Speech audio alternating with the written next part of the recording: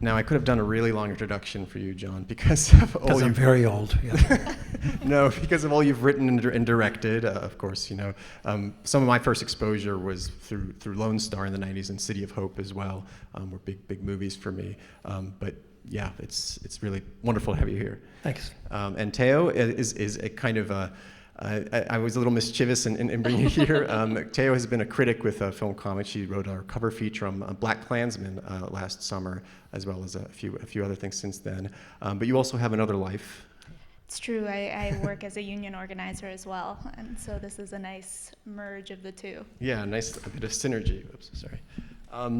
But I thought, just to give us some sort of way in, one way I thought we could talk about things is just by talking about Matawan and how that as a movie came about. Matewan, sorry. Yeah. I knew I was mispronouncing it somehow.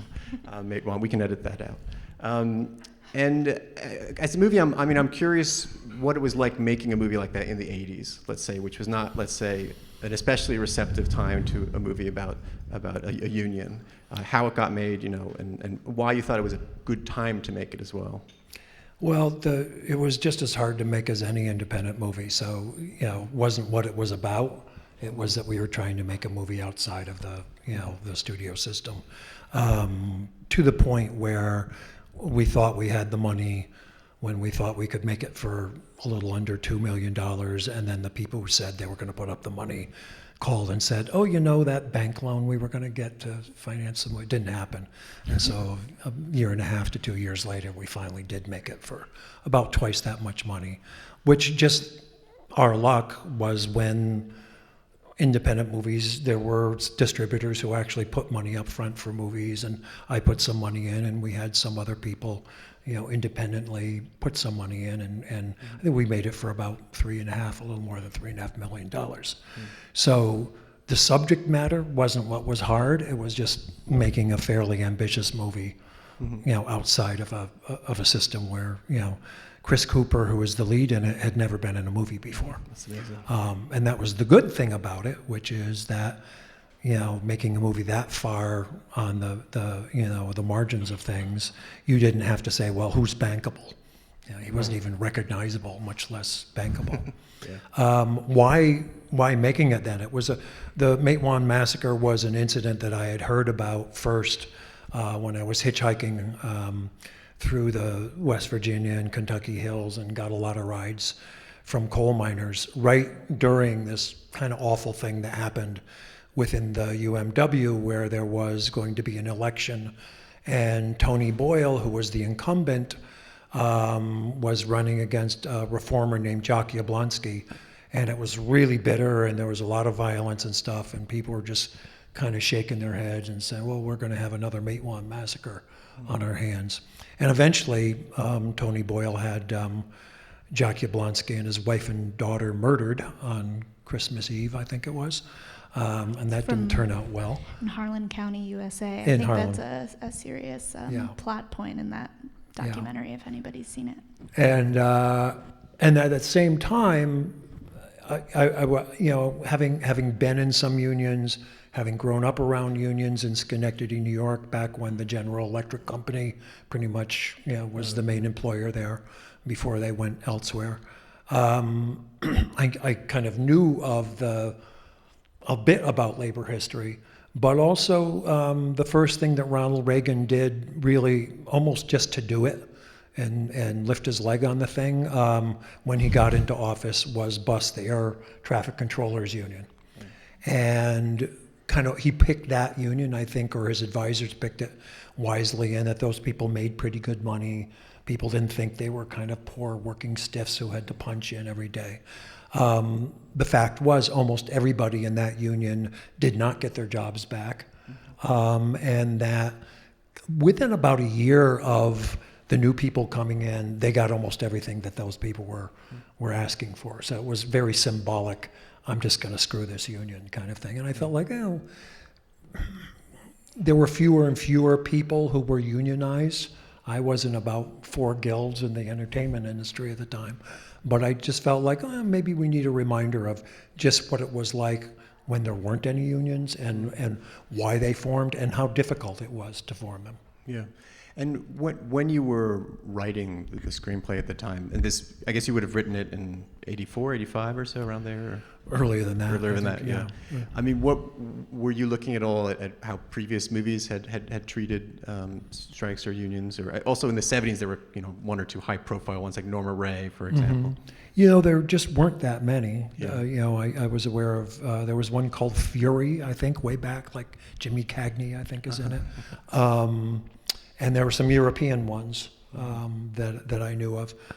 There's a great movie by Mario Monicelli, the Italian director, called The Organizer, with Marcello Mastroianni, which, if you get a chance to see that, it's a terrific movie of a failed strike, but eventually you get the feeling like the strikers themselves had learned something, and it's going to continue in the future.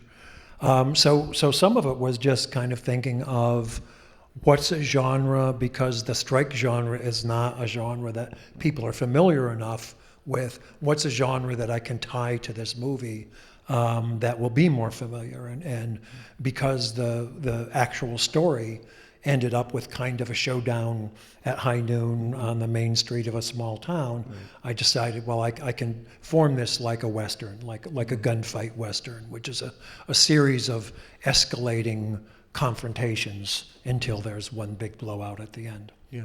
And how did you approach like the characterization? Because I mean, one special thing about your movies, I think, is that you often have a view of a community and many voices and many points of view in a community. And that's probably something that you went in going, but the challenge there is like, which side are you on? is the kind of thing. How do you make sure that it's balanced, or do you want it to be balanced? How did you work that out? There's 4 or 5 actual historical characters who there was a little bit written about them. Sid Hatfield, who was the sheriff, the agent provocateur for the management people, C.E. Lively, was a real person. The character that James Earl Jones played, Few Clothes Johnson, was based on a real person. The rest of them are kind of composites, and I had read. There wasn't really that much kind of history written about these people, but I found a lot of diaries, things that were written by, my dad and I used to go down in the coal mines in the 20s, and this is what it was like. Or, even one woman whose mother had run a boarding house in a company camp. In some stuff written by immigrants. And that was the first job that anybody in their family got. So using those, I kind of put the characters together, thinking about them. I read books by a couple of the not so well known, but guys who were pretty high up in the Wobblies, because I figured that the character Chris Cooper plays is somebody who has been an IWW organizer, a Wobbly, and then now has kind of been sent out by this fairly new UMW to see what he can do. Yeah. I think one of the things that I felt most impressed by in Matewan is the language of the film. That so much of the way that people speak in it is, for lack of a better word, so union-y. Even in union films, in like strike films, it's not necessarily the norm, I would say, to use the language that has been traditionally associated with union organizing, the sort of brother and sisterness that kind of comes out of a different kind of colloquialism. And I think that's one of the more interesting aspects to me of the movie. And I was wondering if that was something that you worked on for the film. It's something that I ran into doing my research. Like the Masons have their secret handshakes and words and stuff like that. Because being a union man was often very dangerous, there was a kind of sub rosa language, and then there was the official language that they would use with each other. So it was a little bit like being in a certain kind of cult or religion or whatever. I got a lot of it from old UMW journals, and some of it from the Wobblies and the Wobbly publications. It was as kind of fervent a belief as this is just going to solve everything. This is a time in America in 1920 when an awful lot of people are working in industry, whether they're immigrants or they've been here for a couple generations. So it seems like we have the masses. We are massed. We're not isolated on farms anymore, like the Wobblies were trying to, really organize fairly isolated people. These are people who are all together and they're kind of under one roof. We should be able to do this, and this is really going to work. And so there was a kind of excitement about that, and it was kind of like, if you were, you might not wear it as a badge, but it was kind of like being in a club. Yeah, I mean, I think the great specific detail of the place and the people and the different kind of subsections of people there are what makes it so strong and experience the movie, because you really get the sense of how everyone's coming from a different background, and then that dramatically becomes a factor because the management strategy is divide and conquer, basically. Yeah. There was a judge who was an advisor and I think a co-owner of a couple of the mines, who talked about always having a judicious mixture of local miners who were, from the families who lived in the hills forever, immigrants, and then a couple of the big mines in the Birmingham, Bessemer area that employed black miners had tapped out, and so they brought those people in as well. And they just figured, first of all, just naturally, these people don't like each other, they don't trust each other, they'll never get together. And then what if we continue to separate them by housing them in different sections of coal company housing and putting guards in between them? And then sometimes they even made sure that they went into different entrances to the mine so that they couldn't even find each other down in the hole. Wow. And so it's kind of telling that with all those precautions, and they weren't wrong. These people did not, greet each other with open arms when they ran into each other at first. The treatment was so bad. The people were doing so badly in that system that they overcame that and formed a union and got in it together. Yeah. I'm curious, do you think a movie like that could be made today, or how would it be different if you were making it today? Yeah, it could be made today if you could raise the money independently. I mean, movies get made, within the system if they think they're going to make money. So, if some star who's big box office right now said, this is the next thing I want to do, right. Somebody would kind of say, oh God, okay, what's this going to cost? and it might get made. Yeah. Warren Beatty got to make Reds. The Warren Beatty of today could get to make something like that as well. Yeah. I don't know who he is, but he could. Yeah. Well, I thought that might be kind of a segue about talking about some movies of coming out now or in the past year or two that might have struck either of you in terms of how they're effectively showing either class conflict or class tensions in some way. We were talking before. I know you just saw or recently saw Parasite. Mm-hmm. Which we had on our cover of our September-October issue.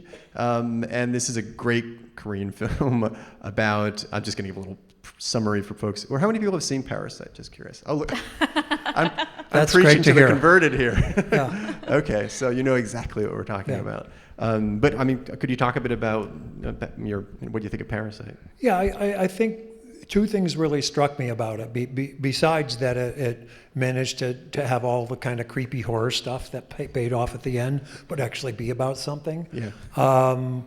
One was, I thought a fascinating thing was that the people on the bottom who are living in this funky little place and eating funky food and putting together pizza boxes to make a living and not really making a living. First of all, and this is an interesting kind of conceit, they're as smart or smarter than the rich people. Right. Strategically. The two kids are really smart scam artists and pretty well educated. Mm-hmm. And a point is made that they can't go on with that education because they don't have any money, but they've through whatever system there is in Korea and through their own efforts probably educated themselves pretty well. And the second thing that is really interesting, and I think this has something to do with the title, which is, well, who exactly is the parasite, right. Is that they don't hate those people in that beautiful mansion. They want to be them. Mm-hmm. And they kind of admire them until the very, very end and something comes up from the id. Yeah. It's like, well, geez, if we won the lottery, we could live here, and this is we'd want to buy, we want to know the catalogs they shop from, so we could be as cool as they are. Okay. And that's a really interesting kind of thing. I mean, I know in British movies, and there's a much more kind of constant hashing of class differences in British movies, starting with Dickens and all the movies that were made of his stuff. You meet British working class people, and they don't want to be those people. It's a point of pride that they'll never be those fucking people. And I think that's actually, it may not still exist in Britain, but it's something that I don't think there ever was in this country. Mm-hmm. I think one of the things that I find really interesting about Parasite, to sort of, your earlier point about if films like this can be, like Matewan, can be made today, one of the things that I think is really interesting is the space that it occupies as a huge hit. That you have this film that's very just strongly about class. I was looking for a different word besides what first came to mind, which was pungent. But it is like intensely, bitterly about a class struggle. That is the biggest hit of Bong Joon-ho's career. That is a movie that is a big hit not only in Korea, it's big abroad. It has traveled in a way that, in some ways, I'm fascinated by his trajectory as a filmmaker, in the sense that Okja, Okja and Snowpiercer, while they are not devoid of politics by any means, aren't necessarily as politics forward. The politics sort of inform a larger genre story, whereas here it's the class struggle that is basically propelling the narrative. And I think there's something really fascinating about a filmmaker who makes 2 primarily English language films, builds a profile internationally, and then just blows it the fuck up. It's just like, we're gonna make like a ballsy, just nasty little class struggle film. Like it's sort of a fascinating, trajectory that he's taken. That works as a comedy for That works as a 2/3 comedy. of it. Yeah. Right, yeah, and that's another sort of fascinating aspect of it too, that it is deeply pleasurable to watch. I mean, it's the kind of movie that you want to recommend to friends. It's the kind of movie that you can conceivably introduce to people who aren't necessarily movie people even. It's out of kind of an art house world and into a more commercial world, while still being a phenomenally artful film, and a phenomenally expensive one too. I mean, the sets alone, I believe there was a talk here as well about the production design.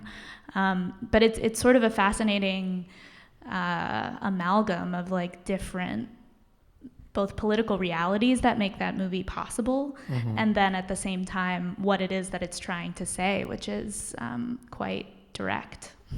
Yeah, I think another thing that to look out for, because I haven't seen it yet, although it was advertised in the subway car I came over on, is The Irishman, which has to do with Jimmy Hoffa and the Teamsters Union, and there was the Jack Nicholson movie before that. Many of the American movies that have to deal with unions have to deal with union corruption and unions being mobbed up. And a lot of unions have been in the past. Not as many as you would think if you watched American movies, but it is part of the life of many of the unions. And sometimes, it was as simple as like the garment workers here in New York. There were mob guys who would hire themselves out as sluggers for the union when they clashed with the police and the goons that the police hired. But they would also hire themselves out to the management. And it's part of the, I think, consciously or not, campaign to get people to not want to be in unions. We're talking about Barbara Ehrenreich before. In her book, Nickel and Dimed, she works at Walmart, and one of the first things she has to do is watch about a week of for an hour a day or something. They take her out of the line, and she watches anti-union propaganda. There are Walmart. Have you ever watched one of those videos? Pardon? Have you ever watched one I of those have videos? watched little bits on YouTube. They're really pretty scary. something. Yeah. But if you've never been in a union and don't know anything else, which many of their employees haven't, it's might as well be true. So there has also been that problem, is that what's dramatic about a union? Right. What's the most, when you're organizing, it's not that dramatic. It's not you have, until it you is. have great moments of drama, but there's not like shootings and muggings, I hope. No, that definitely. Yeah, things have changed to some and degree. People in just trunks tweet of cars very vociferously. Just violent tweeting is Yeah. the most. Yeah. Well, but that is interesting because, the history of unions, especially like the 1920s and teens there, it's horrifically violent, and it's amazing that that's so invisible in cinema to a certain extent. I don't know what else to add to that. But just jumping back to The Irishman, which you just were mentioning, it's such a strange movie when you think about it from a class perspective in a way, because it's clearly like a movie that's, to a certain extent, just about being a working stiff.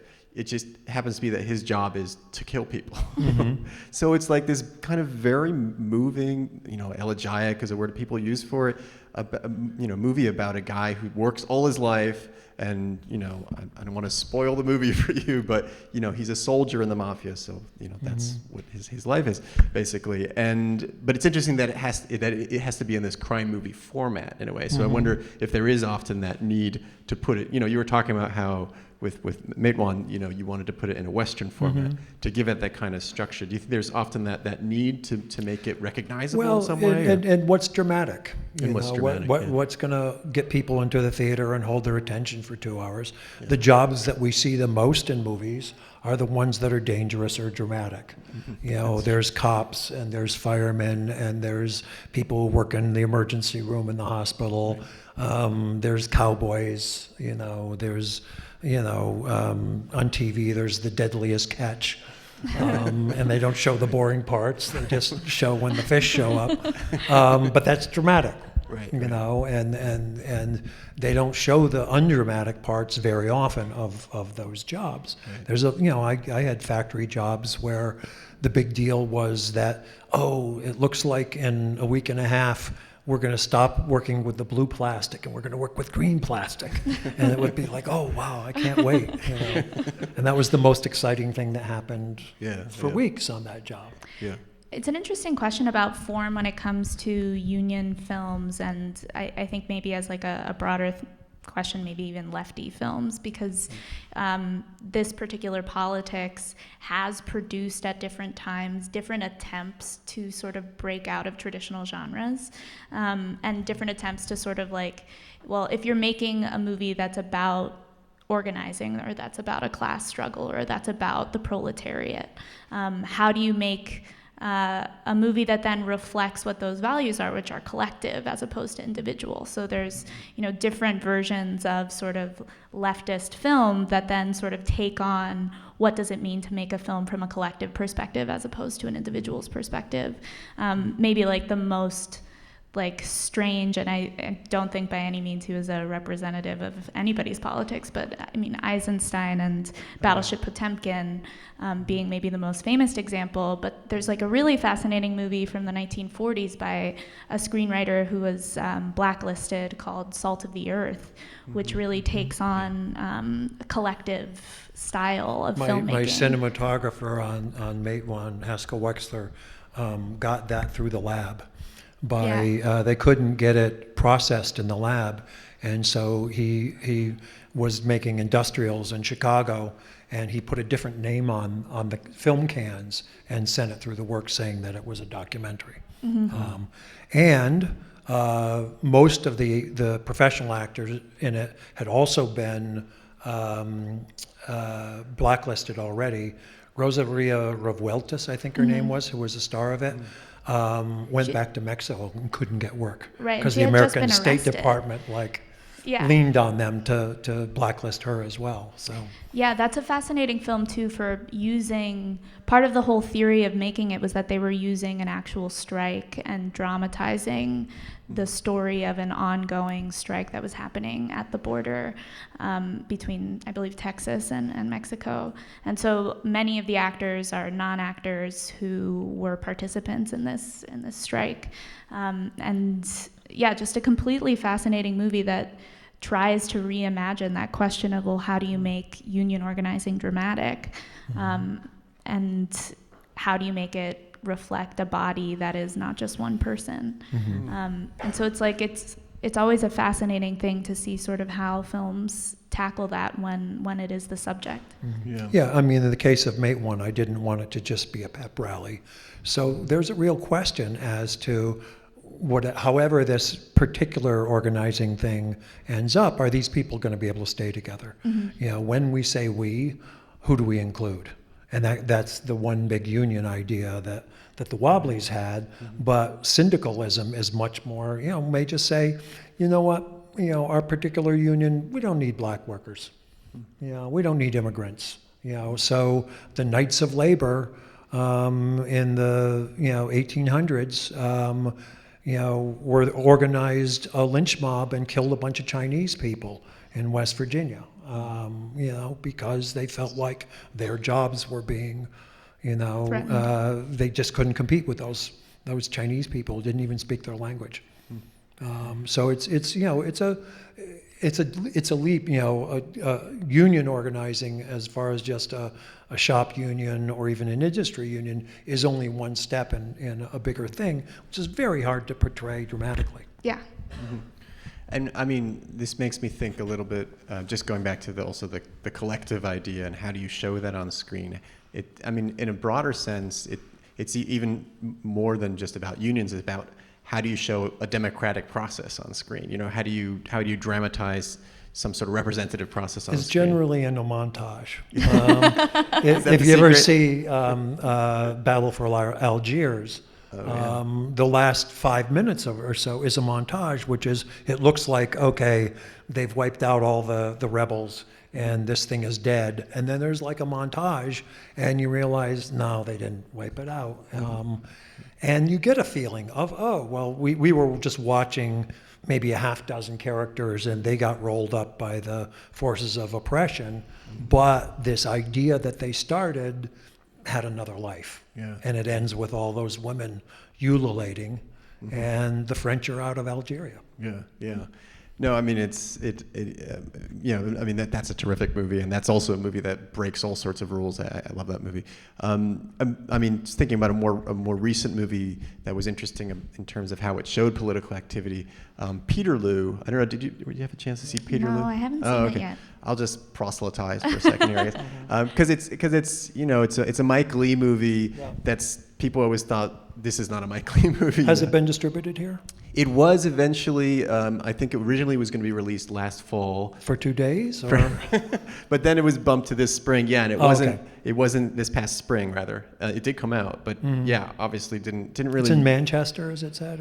Yeah, I think that's what it is, in Manchester, and it's about, you know, again, like a kind of factory workers protesting, and it's an interesting look because it shows you the different players. You know, there's like a demagogue basically comes in that's going to lead the effort, and it's a movie that manages to show you lots of different aspects of the community and how it all comes together at the end. It's not like Glorious, you know, the ending is not a great ending, but it shows you in a kind of complicated way the different like gears that are working in a kind of the way politics happens on the ground. It almost reminded me of Lincoln, a little of a Steven Spielberg movie, because I liked all the kind of running around in that movie, just getting votes. Backroom politics. Yeah, exactly. Yeah. I was hoping you were going to say Aaron Brockovich, but I guess it's just not on the cards for today. No, tell us, how does Aaron? Well, no, I mean, I think that it's an interesting thing of like, how do you union organizing, any kind of organizing, political organizing, you know, there are the big actions that if you're outside of organizing, that's what you see, and that's sort of the perception of it. But all of that takes an extraordinary amount of orchestration, which, you know, in some in some ways it's just a lot of meetings, you know, like you're trying to figure out what's the strategy for this, how do we execute it, how do we make it into the thing that we want to make it, and those are inherently, in some senses, I mean, they're certainly not kinetic, and you could say that they're not dramatic.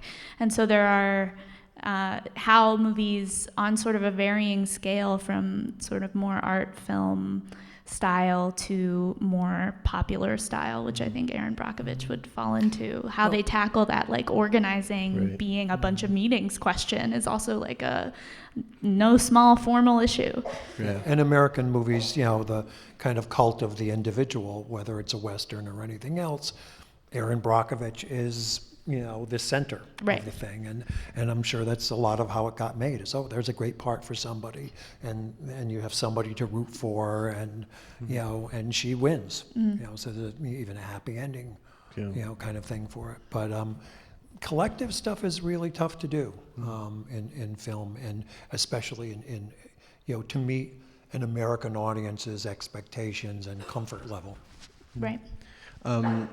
Teo, before you, when we were preparing for this, you mentioned something about John's films and class consciousness. I was curious if you want to. Sure. Before elaborate on that. This is the backstage portion of the of the panel. Before we were talking about sort of some things that we potentially wanted to talk about, and one of the things I was curious to ask you, given you know what your work has been, is where a sense of class consciousness came from. You know, I'm always fascinated by, you know, what is people's story about how they came to think the way that they do about how people interact? Yeah, I think some of it is just paying attention, you know, growing up and looking around you. I went to a fairly mixed high school, so there were, you know, kids who were on welfare and kids from, you know, very professional households. I didn't know that there were prep schools in America. I thought they were all in Britain, and you know, Peter Lawford and people like that, and the Kennedys must have gone over to England. So when I got to college and I met American kids who'd gone, you know, because the prep schools to me was like the military school where the really bad kids who got kicked out of Catholic school got sent. But you know, just there was a range of income levels and stuff like that. At the same time that you all took gym together. And there was this interesting thing, is the black guy who, you know, his mom runs a restaurant, and you know, she has a Cadillac, and you know, he's kind of Reggie the Third or whatever he is, and then really, really poor white kid. So it wasn't necessarily all tied to race. And some of that came out in a movie I made called Baby It's You, where you know, there's this couple. Vincent Spano and Rosanna Arquette, you know, she's a Jewish doctor's daughter, and his dad's a, you know, Italian-American, you know, trash collector, and he's not going to finish high school, and she's going to go on to you know, Sarah Lawrence. They can be together in high school, and there's going to be this moment when it just clicks, and they're just not going to be on the same level anymore. And it's not necessarily about income. You know, there's other factors in America, especially education is one of them. You know, just what you carry in your head is one of them. And then there are those people who just live in that, you know, rich and famous world, who have always lived in that world, who we like to see movies about or TV shows about, but you rarely run into. You know, and you know, to me that's fascinating, because Americans don't like to think that we have class. Barbara Ehrenreich talks about some survey where nobody would say they were working class. Everybody said they were middle class. You know, it's just something that Americans never accepted. And, you know, and so there's like, you know, middle class people and unemployed people, and then the super rich, and that's it. And there aren't. There's so many gradations. And, you know, it means something, you know, or it doesn't. You let it mean something or it doesn't. And other people, it means something to them or it doesn't, whether it's employers or, you know, socially or whatever. But we have it, and it makes us really uncomfortable. Yeah. It's interesting. I wonder if, just in terms of how that can be, how class can be talked about more openly, I wonder if things somehow maybe shifted in the 90s in some way, with the I don't know, this kind of way of thinking about The Office as the and the workplace in a different way than from the 80s in a way. I'm thinking of like Office Space or something like that. And then, somehow I feel like there's an interesting change from, 80s movies where wealth was kind of, valorized, and speaking very generally, a lot of it. But you'd even find in 80s. If you watch John Hughes movies, well, sure, everybody lives in these mansions. It's just crazy, and that's just America. Yeah, it's kind of funny, and it's very kind of cartoonish also, I mean, they're great comedies. I love them to death. But, it's almost, and then you get to a point where last year, I love this movie, Sorry to Bother You, which it's almost as if to talk about, class and work and race, it tries a completely different tack, which is a surrealist tack. And that's an interesting other tactic to take in terms of talking about this, which is, well, maybe there's some discomfort about talking about this in a realist fashion. What if I introduce a kind of science fiction-y kind of aspect, and that makes it possible? I think so. So much to say. I know, I kind of threw a lot out. No. But I think that like in terms of what you're saying about like 90s film focusing in on an office, I do think that part of what is going on in terms of what the narrative cinematically has been with regards to labor and class is also the change of an American economy from an industrial economy to being a service-based and office-based economy too. It's like I also thought about that while watching Matewan in preparation for this talk. But the union movement has so traditionally been associated with trades and with manual labor, and it's meant that like the conception that people have of work, what constitutes work, what you should be grateful to do as opposed to what you know that you have to do because there just needs to be some ore that's ripped out of the ground. That's a completely different conception of how people come to meet the world in a way. You work without getting your hands dirty, but you're still working. And so like in terms of like a trajectory of how labor has been portrayed in film, I think it's one of those ways in which film winds up unconsciously mirroring economic circumstances. I don't think that there was anybody who was in the 90s saying, I'm going to make a movie in an office because this is about the fundamental change in economics in the United States economy. But it just winds up taking on sort of the larger state of the world by trying to be a popular medium in a way. Like Kevin Smith made Clerks, not construction guy. Right. Right. Yeah, I was interesting. Studs Terkel had an interview book called Working, which kind of got him on the map, and nationally he'd been a known guy in Chicago before that. And there's a little quote, I forget who it's from, at the beginning of it. It says, well, the only thing you do besides work 8 hours a day is sleep 8 hours a day. And I was thinking, who gets to only work 8 hours a day anymore? That's like a period, kind of quote, because one of the things that's happened is people get paid less for the same amount of work. And a lot of people don't get paid enough to really, support themselves and their family, and so they have more than one job, or they work at Walmart and they won't give them 40 hours a week so they don't have to pay benefits, so they got to piece together 2 or 3 jobs. Or we worked in Alaska where people usually have 3 or 4 jobs depending on the season, and they piece together a living that way, and it comes out to more than 40 hours a week. Yeah. I mean, and then of course I'm just thinking again about how different types of work are shown in movies. One thing we haven't talked as much about is gendered work, for example, and kind of visible labor of that. And I mean, one of my favorite movies is Jean Dielman. I don't think we could have a conversation without talking about or mentioning Jean Dielman, the Chantal Akerman movie, because there's an example of a movie which does show you the 24-hour aspect of a certain type of work, and is also kind of riveting, even though it is very repetitious. And it's interesting that she's able to make that as compelling as she can. It's not often been repeated, a movie that can show you the drudgery of work while also being that mesmerizing. Yeah, it is tough. I mean, a lot of work is, certainly a job I would never take would be to be a toll taker somewhere because of just I'm in a booth and there's nothing to do. Right. You have to pay me a lot more for that than a job that actually is kind of, you interact with people, or Right. there's some difficulty and some challenges or whatever. Yeah. But usually that's a really low paid job. Yeah. I thought we might see if we could get any questions or comments in the audience on the topic of working class. If you could just, I think we have someone coming with the mic, so if you could just bide your time for a little bit. Thanks. Here we go. Thanks. I came in a little late. I was running a little behind, but I see you want to, not just questions about the working class, but John, I was going to ask you about if you didn't cover some of the filmmakers that really inspired you. I see it's 79, you had your first film, The Secaucus 7, 40 years on.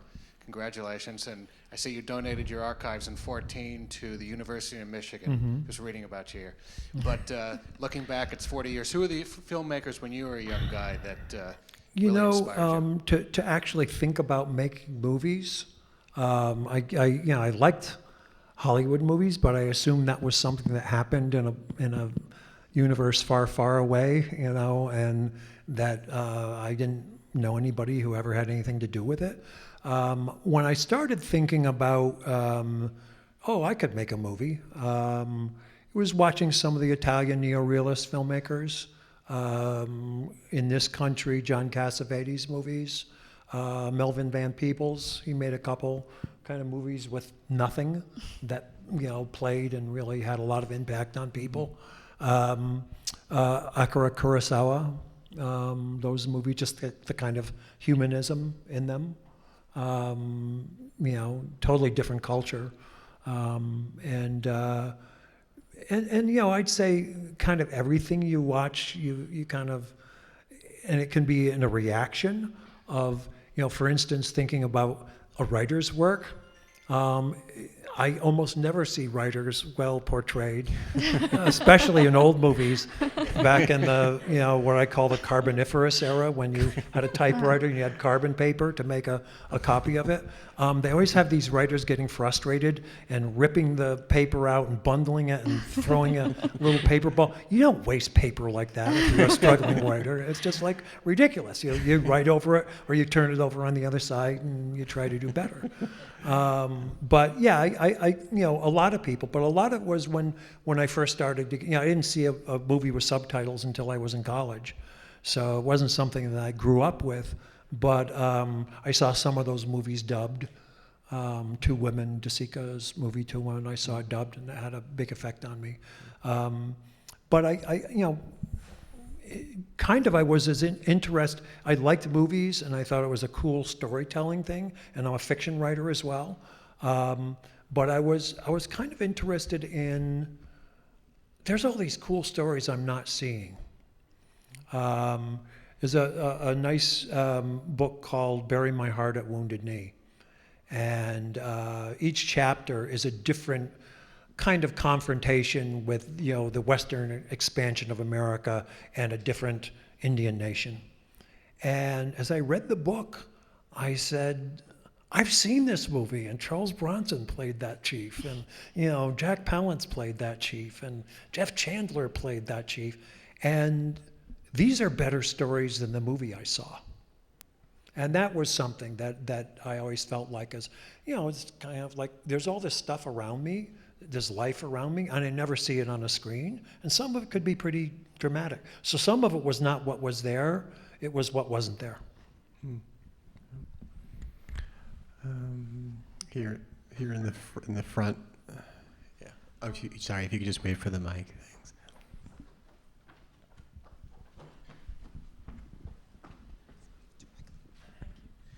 Thank you for everything you do. We've been talking about movies, or you've been talking mostly about movies made in a capitalist setting. I'm not very well informed about those coming from communist settings, say like a Chinese movie or something from Russia. Do any of you have opinions on that through the lens of working class? Interesting.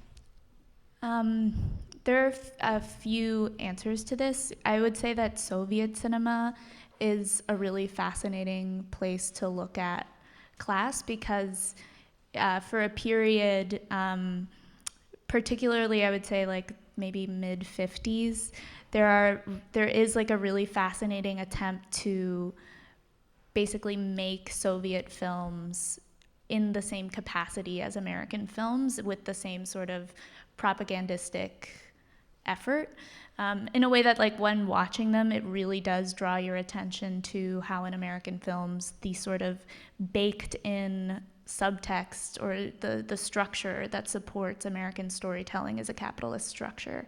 And so I find that some of like the Soviet working films from that era are a really sort of fascinating juxtaposition, because it's almost like you use similar visual techniques, you use similar, beautiful people and beautiful cinematography, but then take sort of the underbelly and change it. And so those are some interesting films from like a systemic perspective. Yeah, there's a not very much seen movie called Top Dog from Poland, director named Felix Falk, which is about a guy who is in the entertainment union, and he wants to be the MC at some big, celebration that a lot of party leaders are going to be at. And it's basically the entire movie of him bribing, threatening, seducing people so he can, and it's an allegory to how you get anything in that particular dysfunctional system. So it's interesting when they could get out. They might be things that were allegorical enough that they could get made and get out. He also had a couple films that got made and just, oh, that's very nice. You're still in film school. We're putting that on the shelf. We'll watch it and critique it, but we're not going to let the public see it. So that's, one of the things is, in a lot of those systems, you didn't just get to make films. The state supported the artists, and they worked on what the state decided should get made. Yeah. Here in the front on the left. Wait. I mean, it's interesting, I guess, Tarkovsky being one of the best known like Russian filmmakers, but his movies are on a dreamlike plane, Yeah. Thank you for all your wonderful films, Mr. Sayles. I'm remembering back to City of Hope, which is one of my all-time favorites. And I did see Matewan, but somehow City of Hope had a much bigger impact on me. I had a much bigger reaction to it. And maybe I'm remembering them wrong, but I'm wondering if that's because you feel it's a more individual take on class struggle than Matewan is. Well, I think it was contemporaneous, for one thing, so it wasn't something set in the past, and so it's a little bit easier to feel like. It's the only movie that I did. It's about corruption in an unnamed New Jersey city. Don't mean to pick on New Jersey. I lived there at the time. But it's the only movie where I didn't have to do any research. I had written the script, and I felt like, maybe things have changed. I'd lived in East Boston. I'd lived in Schenectady. I'd lived in Hoboken. I'd lived in a bunch of places like that, and pretty much knew what the political system was. And so I started, for about 3 days, I would read the Hudson Dispatch and the Jersey Journal, and it was like they read my screenplay. All these headlines they have ripped from my screenplay. How did they get in there? So I think it was a familiar American kind of corruption. And to me, what was interesting about that is to accept that patronage politics had its and has its function, and it's not all negative. That if you pay off, if it's you vote for me and I give you jobs, within the community that you're giving the jobs to, that's something for something. It's a legitimate transaction. But that let's question this thing of corruption is just bad. How do you tell somebody for the greater good, which might be a little abstract, amorphous, you're not going to give your cousin Vinny a job when you know that he's so incompetent that he's not going to be able to feed his family any other way? How do you do that? sacrifice your family for this vague idea. And then the other thing that was happening at that time with American cities, many of them pretty big cities, Cleveland, Detroit, places like that, is, okay, there's nothing left to steal. We'll let the blacks and Hispanics run the town now. And it's like, okay, we can give favors away, but they're really small favors because there's nothing left. And that to me was an interesting phenomenon. And really the only thing that I left, I said it in a very small city, so the media wouldn't be a player in the game. But it's a very complex movie, with people with everybody has their own agenda. And the one thing that I was able to do is there are a lot of master shots in it where you trade from one group of people to another group of people, or from this guy doing this scam to this guy with this agenda without a cut. And a lot of the point of that was these are people who, because of their prejudices or because of their limited interest and point of view, think those people, whoever those people are, have nothing to do with my life. When in fact, as the circle kind of becomes a full circle, you realize everything you do in a system like that does affect somebody else, negatively or positively. Another question, maybe someone in the back, in the last row back there. Yes, sir. Thank you for the time and for everything you do. We talked about the role of different media cultures. You brought up the British working class and how they perceive working class and how that might differ from the American or the Korean views on it. Two-sided question. One, where do you think those differences come from, given that working class is such a fundamental part of the human condition, as Studs Terkel explored in Working? And two, what do you think of as the role of cinema in either unifying that human condition or bringing out differences across cultures? Well, I think in the case of Britain, there was much more ability to inherit your position than there was in the United States. Most of the native nations, most of those tribes and cultures, you didn't necessarily get to be the chief if your father was the chief. Even that wasn't necessarily inherited. You had to be somebody who people thought could handle the job and who had won their admiration.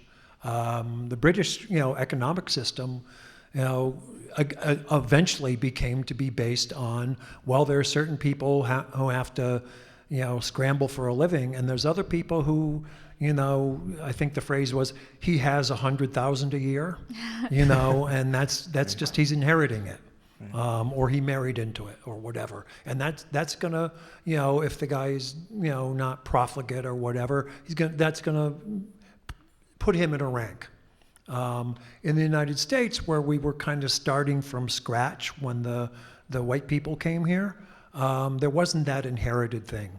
There were a few places that have tried to do it, and there are little pockets of that, but it didn't run the society. You didn't live in a borough where you knew who the Lord was and he represented you in the House of Lords automatically. So the starting points were very, very different, and therefore the way you think about the world is, if you're a peasant in Britain in 1860, you don't think I could become a lord. If you're Henry Ford and you're tinkering, you may never think of it, but you can become a major capitalist, guy that everybody knows your name and you live in a mansion. It can happen fairly easily. I also think, like, with regards to the United States specifically, really, like, the 20th century narrative around labor is so strongly impacted by the Cold War. I mean, the just total decimation of the Communist Party in the United States, when it had been the Communist Party, the socialism as a movement, when they had been, strong enough to support major organization across the country, both like winning political seats and also in terms of enacting change and producing unions, including the one in which Matewan is based on. But the political trajectory of the United States with regards to the Cold War, I think, really just fundamentally changed what labor and class and the narratives around it, what they became in this country. Yeah, and to answer the second part of your question, as far as what movies can do to erase some of that stuff, I think the best of movies make you expand your consciousness in a way. I think if you're open to it, the best of movies have you meet and consider people you may not get to meet in the flesh yet or ever, and that's pretty big deal. In the 60s there was a phrase, you're either part of the solution or part of the problem, and if you look at movies made from about 1958 back, most movies were part of the problem. In the way that they portrayed race, sex, ethnicity, labor, whatever. And then, some movies started taking a few more chances and kind of bucking the official story and, well, maybe we can get away with this and maybe we have to hide it in science fiction or something like that.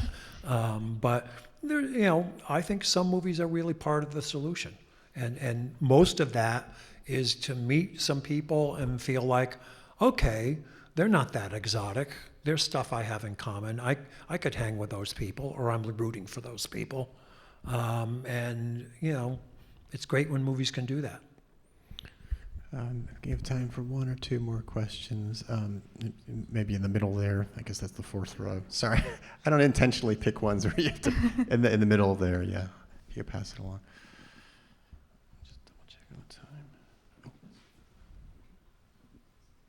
I have a question about genre itself and the working class and the proletariat. Your work with Roger Corman. Yeah, I started out writing for Roger Corman, who made mostly creature features and macho mama movies and chicks and chains movies and anything that could play at a drive-in. I think the most positive thing about what Roger did is whether he had a little streak of rebellion in him, but he was basically a business guy and a very smart one.